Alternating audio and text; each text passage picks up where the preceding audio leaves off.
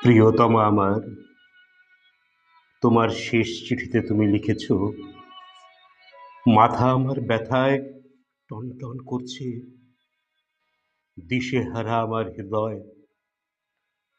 তুমি লিখেছ, যদি ওরা তোমাকে ফাঁসি দেয়, তোমাকে যদি হারাই, আমি বাঁচব না।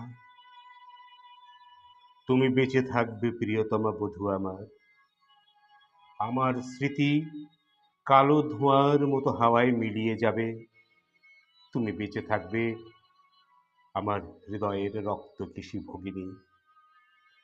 বিংশ শতাব্দীতে মানুষের শোকের আয়ু বড়জোর ১ বছর। মৃত্যু দড়ির এক প্রান্তে দোদুল্যমান শবদেহ, আমার কাম্য নয় সে মৃত্যু। কিন্তু প্রিয়তমা আমার, তুমি জেনো, জল্লাদের লোমশ হাত যদি আমার গলায় ফাঁসির দড়ি পড়ায়, নজমের নীল চোখে ওরা বৃথায় খুঁজে ফিরবে ভয়।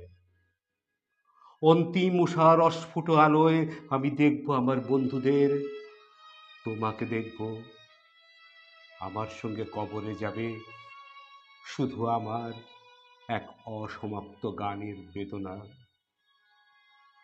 বধূ আমার, তুমি আমার কোমল প্রাণ মৌমাছি। চোখ তোমার মধুর চেয়েও মিষ্টি। কেন তোমাকে আমি লিখতে গেলাম, ওরা আমাকে ফাঁসি দিতে চায়।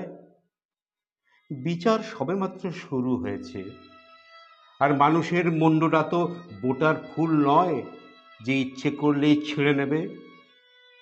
ও নিয়ে ভেবো না, ওসব বহু দূরের ভাবনা। হাতে যদি টাকা থাকে, আমার জন্য কিনে পাঠিও গরম একটা পাজামা। পায়ে আমার বাত ধরেছে, ভুলে যেও না, স্বামী যার জেলখানায়, তার মনে যেন সব সময় স্ফূর্তি থাকে। বাতাস আসে, বাতাস যায়, চেরির একই ডাল একই ঝড়ে দুবার দোলে না। গাছে গাছে পাখির কাকলি, পাখাগুলো উড়তে চায়। জানলা বন্ধ, টান মেরে খুলতে হবে। আমি তোমাকে চাই, তোমার মতোই রমণীয় হোক জীবন, আমার বন্ধু, আমার প্রিয়তমার মতো। আমি জানি দুঃখের ডালে আজও উজাড় হয়নি, কিন্তু একদিন হবে। নত জানু হয়ে আমি চেয়ে আছি মাটির দিকে, উজ্জ্বল নীল ফুলের মঞ্জুরিত শাখার দিকে তাকিয়ে আমি যেন মৃন্ময়ী বসন্ত। আমার প্রিয়তমা, আমি তোমার দিকে তাকিয়ে মাটিতে পিঠ রেখে আমি দেখি আকাশকে। তুমি যেন মধুমাস, তুমি আকাশ। আমি তোমাকে দেখছি প্রিয়তমা।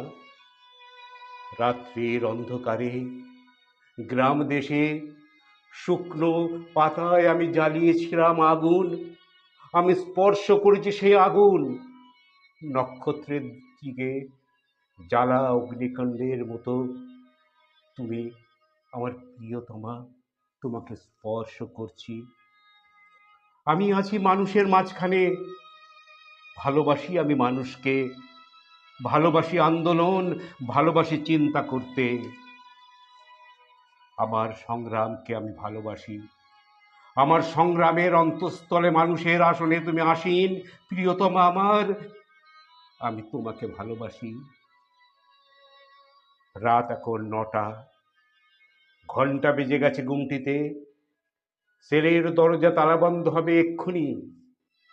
এবার জেলখানায় একটু বেশি দিন কাটলো, ৮টা বছর।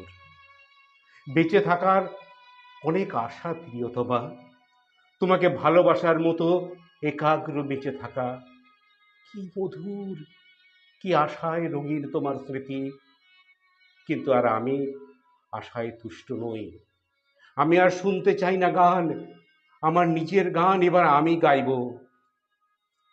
আমাদের ছেলেটা বিছানায় শয্যাগত, বাপ তার জেলখানায়। তোমার ভারাক্রান্ত মাথাটা ক্লান্ত হাতের উপরে এলানো। আমরা আর আমাদের এই পৃথিবী একই সূচাগ্রে দাঁড়িয়ে, দুঃসময় থেকে সুসময়ে মানুষ পৌঁছে দেবে মানুষকে। আমাদের ছেলেটা নিরাময় হয়ে উঠবে, তার বাপ খালাস পাবে জেল থেকে, তোমার সোনালি চোখে উপচে পড়বে হাসি। আমরা আর আমাদের এই পৃথিবী একই সূচাগ্রে।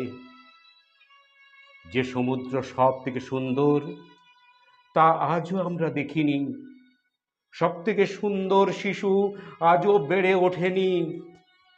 আমাদের সব থেকে সুন্দর দিনগুলো আজও আমরা পাইনি। মধুরতম যে কথা আমি বলতে চাই, সে কথা আজও আমি বলিনি। কাল রাত্রে তোমাকে আমি স্বপ্নে দেখলাম, মাথা উঁচু করে ধূসর চোখ তুলে তুমি আছো আমার দিকে তাকিয়ে। তোমার আর্দ্রষ্ঠধর কম্পমান, কিন্তু তোমার কণ্ঠস্বর শুনতে পেলাম না। কৃষ্ণপক্ষ রাত্রে কোথাও আনন্দ সংবাদের মতো ঘড়ির টিক টিক আওয়াজ, বাতাসে গুনগুন করছে মহাকাল।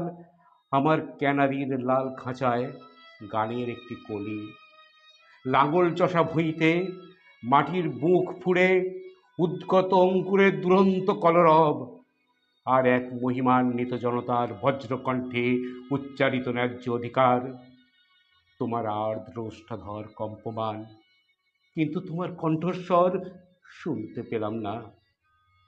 আশা ভঙ্গে অভিশাপ নিয়ে জেগে উঠলাম, ঘুমিয়ে পড়েছিলাম বইতে মুখ রেখে।